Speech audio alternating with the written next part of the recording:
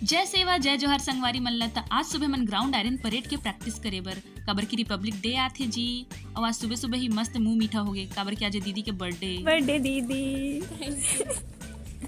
Thank you. आज तुम्हार parade के प्रैक्टिस में पहला दिन रही से तेकर सेती बहुत भूख लगत है। और पता है हमारे गांव के कंपैरिजन में यहाँ बिलासपुर में बहुत कम ठंडे यार। ये दानू बढ़िया लगा टेस्ट करके। हाथ गोड़ पिरा थे।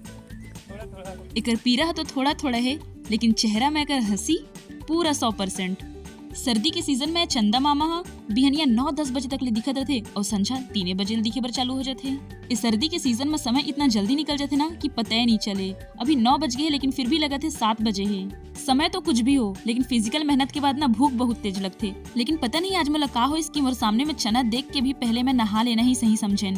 अरे वैसे भी 10-11 बजे के बाद ना नहाए के मन नहीं करे, जल्दी नहा लेना ही सही होते है। और अब मैं आराम से घाम में बैठ के चना गुड़ खा सकत हूँ जी। टाटा।